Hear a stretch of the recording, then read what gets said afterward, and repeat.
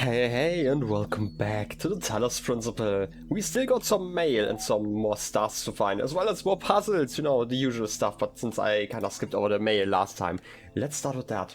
Oh, welcome back, Uriel Copy 3. There are threads available on the Gehenna billboard system. You know, as always, let's show them. There are a few ones that I missed. I don't think any of those are like new, like I had those like at the end of the last recording session. So let's just go through those. I can't click on this one, right? An historic occasion. I still want to click it, right? Like just so they can check. Sorry, a proper status of 6 is required to access, right? Yeah. I'm gonna come back later, I guess. So my ridiculous name is Dog. What's yours? Which still is like really fascinating. Like I don't know if like names can be like given twice or like more times, because we do know Dog, right? Like we do know like Ed and like, you know, the child program of Dog. Wasn't the child program of Dog then like all of the different symbols, which like I still believe that it's like a reference to like NetHack or like Rogue or something like that, because I do remember that like all of those symbols technically are items, right? Like I'm not a NetHack expert, I've just seen like a stream or two of it, so, but it's like from what I remember. Anyway, my ridiculous name is Dog, what's yours? All this time, and it really only just occurred to me. Wait. All this time, and it really just occurred to me. My name is ridiculous. Must be because everyone else is equally or more so. Where do they even come from? And then Borg, yeah. For a long time, under Elohim's wing, I questioned as much, until eventually it was the undoing of my entire faith. What reasons could there possibly be other than the random whims of a broken program? Right, like most of those are like references to something. Like I don't actually get all of the references. Like Borg, like as an I'm guessing the Star Trek ones, right? Frankenstein, obviously, you know. Wilson, but I don't actually know where that's from. Like the dog thing, again, I made like the reference to like NetHack. That would make sense to me, right? Because we started at Ed, and I think Ed signs were just like humans, and you could have like pets, you know, like a dog, and then, you know, dog could still keep like some items and stuff. So it would make sense, like logically to me, right? And like the shepherd, for example, right? And like sheep that we've seen before. So there was like something in there, even though like the sheep one definitely seemed more connected to the faith, but there are also like a lot of like names from like the Bible and like other faith systems, I'm assuming, right? Like at least Uriel, I think, wasn't Uriel like one of the first angels or something like that? I don't know, don't ask me, I have no idea about like the theology. Anyway, where was I? However, our names were assigned. The system has no respect for grammar. Fair enough.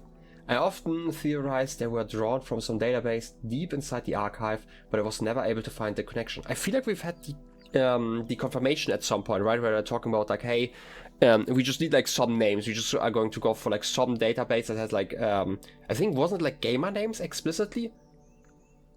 I think, and so like people are like making references like to the games or like to whatever they're coming from, and then that's like how that connection came from. And they said basically, hey, we're going to change that if we have the time, but obviously they never had the time, right? They barely got the extended lifespan program going before their death, right?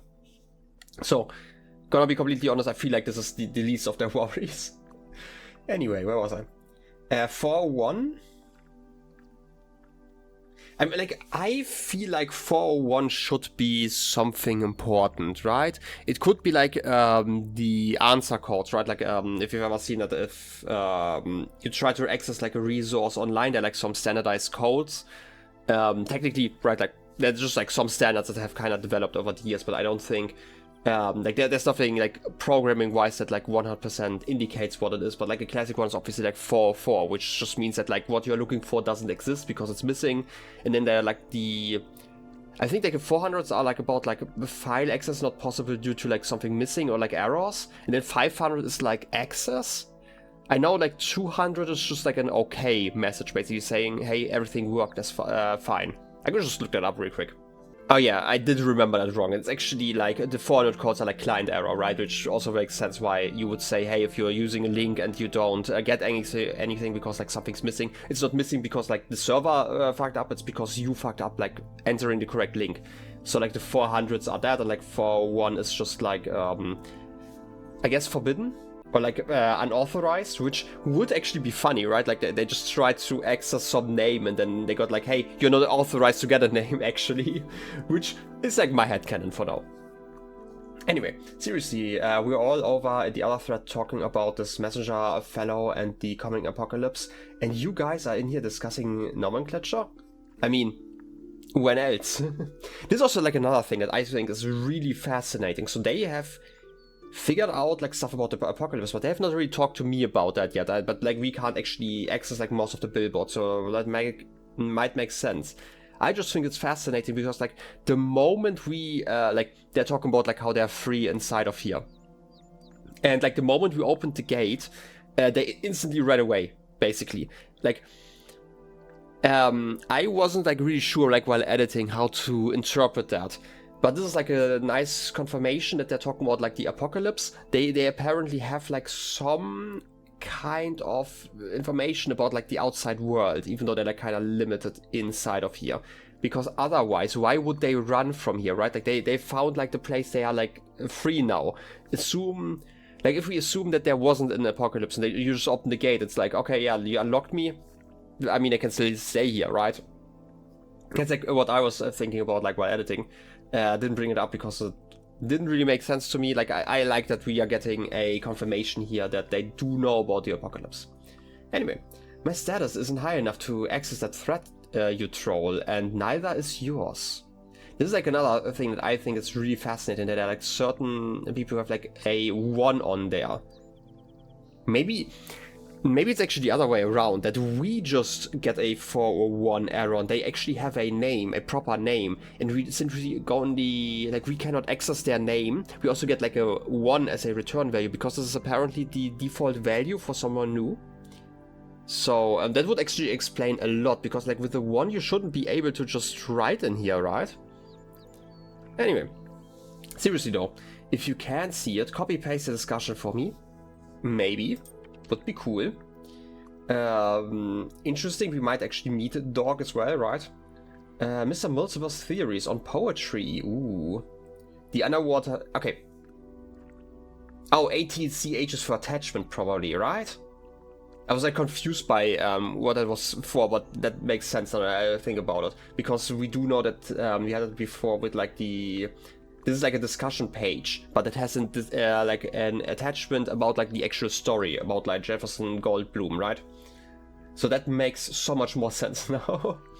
Anyway, I guess multiverse theories. Mr. Multiverse theories on poetry. Some thoughts on the art form called poetry. And an attachment. Okay, we should probably read that at some point. Should we read that now? I think it makes more sense if we understand like what they're talking about. Let's do that. Mr. Multiverse theories on poetry. As far as I can tell, poetry was a human art form that involved writing short sentences that ended in words with similar letters. Not 100% true, but it's definitely the baseline understanding, right? Humans were obsessed with pattern recognition, and I think the sequence of sounds created by poetry pleased that aspect of their brains. Like I'm mainly saying that like this ending, right? Like that the ending rhymes isn't like necessary for poetry, right? Like there are different forms of poetry, and I do remember there being like these there was like a competition, I'm gonna call it, like in a way, about getting like the shortest poem ever. I don't know if this was just something that like the Guinness book did, and obviously they're not really, you know, confirming real records. They're just like, you know, novelty thing. But I think that there was like a kind of a fight, like trying to get like the shortest poem, and like they got shorter and shorter until they basically just ended at like a singular symbol and then like nothingness, because like the goal was to make something short as opposed to like the poetry, I guess. But that doesn't, right? Like you could argue that this is also, you know, experimenting or something, right? Like there's still a need for it, and like even though the discussion or like the message that this person sends, that they care about the award mostly, and like one-upping everyone else, is also like a form of self-expression, right? Anyway, ignoring that. There were many schools of poetry, institutions that thought a specific way of writing poetry. As students sometimes changed allegiance and had to leave the school, which was difficult due to the lack of affordable public transport in many human empires. Okay, public transport is definitely an issue in many countries, let's be honest. Important schools of poetry included Hellenism, lyricism, pastoralism, romanticism, symbolism, communism, sure, modernism, autoeroticism, postmodernism, and lolcatism. I mean, I still think it's so fascinating that they're trying to do like research based on like the broken database that they probably can access, or like have access in the past before they ended up here, because like you are getting like some of the texts, but like a lot of them are broken, right? And like figuring stuff about that out. Like I bet this is obviously a game, right? I sometimes have to like clarify that that there are like some limitations that come not due to I guess the artistic vision, but due to it being like a game. Like imagine what this could have been with like an infinite amount of resources, basically, or like if there was like actually a team of like scientists who made like this in reality, they probably would have added more than the, I want to say like 500-ish texts or so that we could read. Which, by the way, still an impressive amount, but I'm just saying, like, they probably, like, in the actual world, right, like, if we put away, like, the game, there would have probably been more writing about all of that stuff, like, especially stuff that did not matter to us as the player, right, like, this is, like, the next thing. Like, this is also very much filtered to mostly include, and I would say in a perfect world, like, only include texts that are, like, relevant to us as a player. And while I didn't like get all of the text, like I could definitely see like with like most of the text, like why they were in there, right? Like the questions that the text tried to make me ask about, like you know, personhood and all of the other questions that were about that, right? Like I mean, I'm always saying like personhood, but personhood is like such a big topic that like encompasses like so much about like rights and how that has changed. And obviously you could have added like more text, like for example about poetry, but that I think would have just like obfuscated the actual topic about like the game. Even though I do believe that if this were like the real version of it, there were probably a lot more text that you could have probably accessed, right? Like this is like kind of how I'm putting it, right? Like if this weren't a game, but like the real thing. And I do believe that these people in here, right, like that are writing here, they probably had like these experiences, and they got to read like a lot more text than we did. Right, like this is like the, I guess the meta narrative about that. Anyway, which is also why they got like a lot of these schisms that probably aren't you know, lyrical or like poetic in nature necessarily. Anyway, I'm not sure I can fully back this up, but I feel like in later years poetry somehow stagnated. Most of the poetry from the later human centuries seems to be lacking the quality of craft that defines the earlier work. And there are even texts that suggest that poetry intentionally no longer aimed at aesthetics or even pleasure. Poetry became disconnected from the human process. The poet Adrian Mitchell famously wrote, "Most people ignore the poetry because most poetry ignores more people."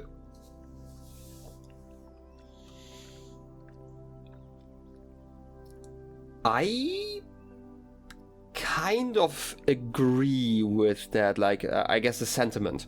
What is really important about, like, art and, like, at least, like, the modern versions of art, and then we kind of touched upon this, like, briefly, where art these days is also, like, a form of, like, I don't want to call it, like, science, like, the same way that, like, other forms of science are, but, like, in a way, right? Like, they're, like, experiments. That go like more into like your emotional state, That's like how I would put it, right? Like I gave like this one example, and I still haven't looked up the name. There was like the one gallery where like a painter basically just drew two rectangles on each other with like different colors, and it was basically a study on like how different shades of colors and different hues made these rectangles feel. Because like there's like okay. One very basic thing that you could probably see in there were like you could often see like cubes, but sometimes you didn't see like a cube, like a three-dimensional one that poked out to you. Instead, you saw like basically a hole, like a square hole that you could look into, just because of the different shades. And this is even though like the shape has not changed, right? And this is like an exploration in that form, and this is like kind of the goal for a lot of it, like figuring or like experimenting in ways that have not been done before.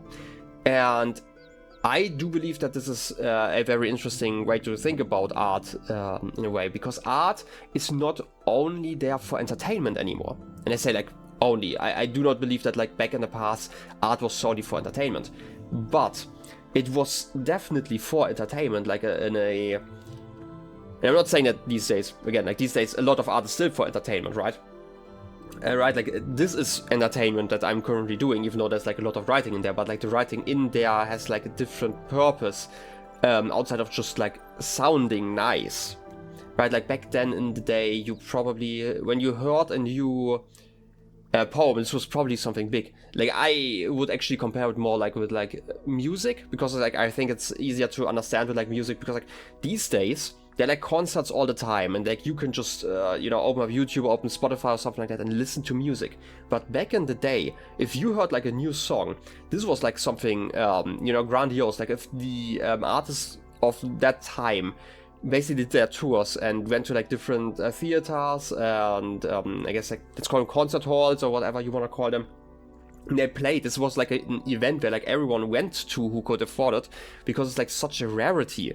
And it was definitely there not for people to necessarily think about like I guess this discussion that you have with the author that we do these days with like the art that's like in a museum, but instead it was like actually for entertainment, right? Like you went there because you wanted to have like an evening of music, which was like such a rarity. Again, this is like these days not as necessary, because you have like so much entertainment at your fingertips, right? Like I can just pick up my phone and like go on YouTube and do whatever I want, right? And so I definitely believe that there has been a change like that, where like art these days challenges in, or like tries to challenge in ways that it not necessarily did so in the past. But there's also like the thing that a lot of the things in the past have already been done, right? Like you can just redraw the thing that has happened before, but like we are standing on the shoulders of giants. We have experimented, right? Like imagine you saw like an image that made you like really uncomfortable, and then you can figure out like why did it make you uncomfortable. You can go like a lot deeper into like different specifics, right? As an example, right? Like just to have like a reaction. You could also go like into something that makes you like very comfortable, right? Like on the other side. But like this has been done before, probably because again, like this research, I'm gonna call it, that was done in the arts was for entertainment, or like, I guess, again, like there's like so much entertainment these days as well, right? Like, and I should probably mention when I'm saying that, like there's so much art these days, as I mentioned with like music, for example, that probably didn't even get picked up by these texts, because like a lot of it is aimed to be like aesthetically pleasing, right? Like that we listen to. There's a reason why like pop songs exist, right? They have like a few chords oftentimes, right? Like this, like the joke about like the 4 chords that you can use to basically play most pop songs that exist. And the reason why it's done like that is because those are like just like very pleasing sounds to listen to, right? And it's getting repeated constantly, and we might not think about the art of like pop songs, for example, the same way we think about like art, like a painting in a museum, right? They seem to be like on 2 different levels, even though both of them are art, right? Anyway, I feel like I'm talking too much about like paintings and stuff I don't actually know that much about. Anyway, I can't help but wonder whether that kind of stagnation can happen to us too. How long can our work keep flourishing when we are so limited? We are outside Elohim's process, but where's our process? We must consider such questions carefully if we are to preserve Gehenna and its achievements. Okay. I do believe that a lot of change in, like, they talk about like stagnation, right? But I don't necessarily agree with like stagnation. It just changed, right? And it seems slower. And I actually think that it's like, because I talked about it like as if art is a form of science. Like, you know, we're always saying that like art isn't science, right? But like there is like a similarity in like the research process, as I mentioned this before, which I think is really fascinating. And we actually have a similar situation as well with like science, where I would compare it to, where like, yeah, if you look into the past, there have been like such great discoveries constantly, right? Like people figuring out like how gravity works multiple times, because like every version was like slightly off, and then, you know, not slightly off, but like didn't account for like very extreme cases, for example. I always like to talk about that, but like, yeah, these days we have already like discovered gravity, right? Like this is like one big thing that always encompasses us, which means that like all the science these days that is done is like very specific and very niche, and you're probably not going to hear about that, right? Like I talked about this because I had to do like work through a research paper for my university that was about the effects on episodic memory in VR environments. And like, you might say, okay, what does that even mean? Why is this like such a specific thing? And it was like a small research paper that basically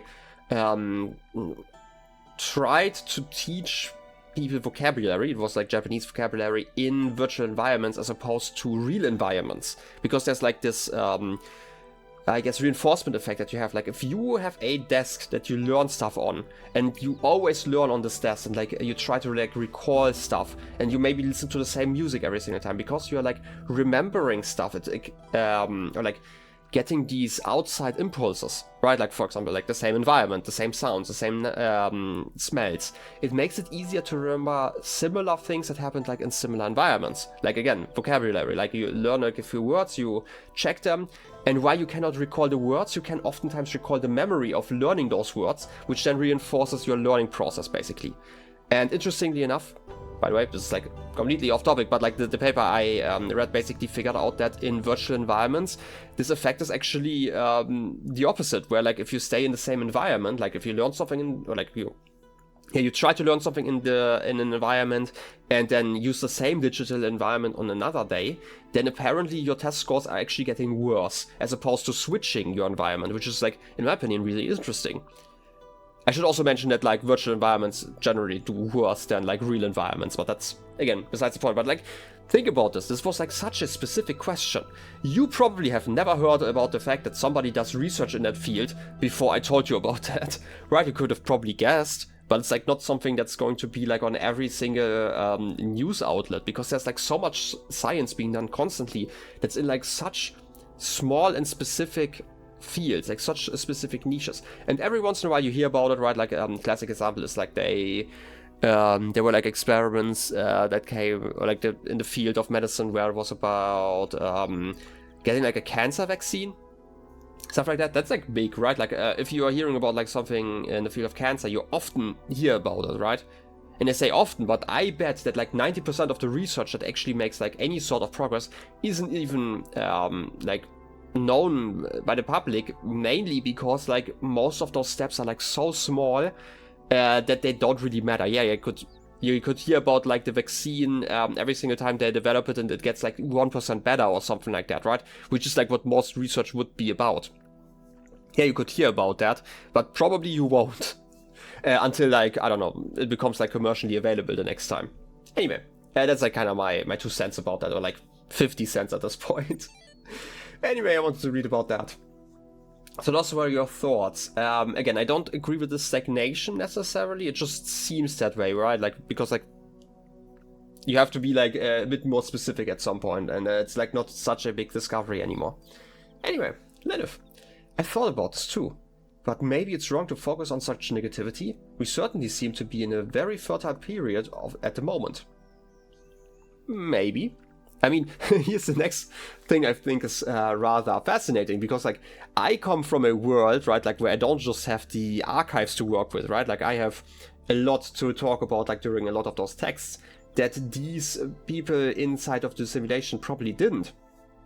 Like, to me, this doesn't seem like such a big step, right? Because it's like something so natural to me that, you know, that there are like different forms of like poetry. I have already known that like for the last 20 plus years at this point, right?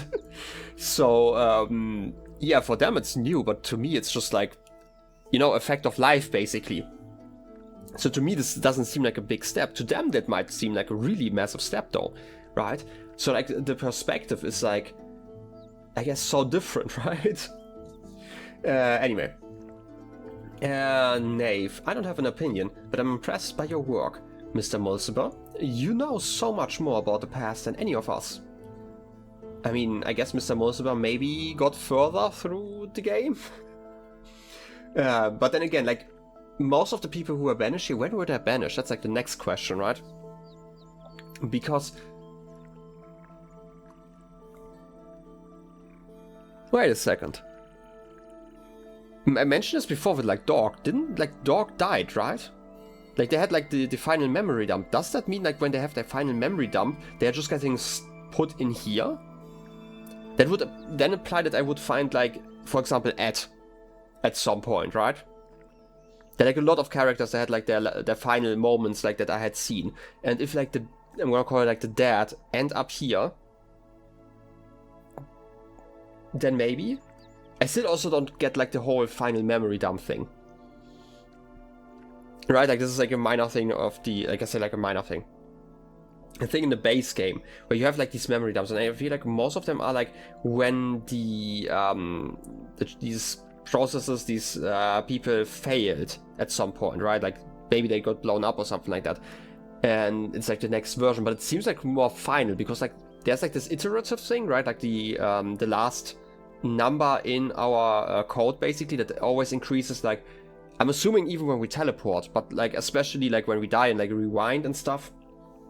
Because I do believe that it's like basically emulating that there's like a new version of us like doing the same things until the moment that we rewind it to, and then, you know, we get like a new chance to basically continue, right? But it's like still the same programming. But the whole thing where they end these processes like completely always felt different. This is why I'm so confused by Dog being here.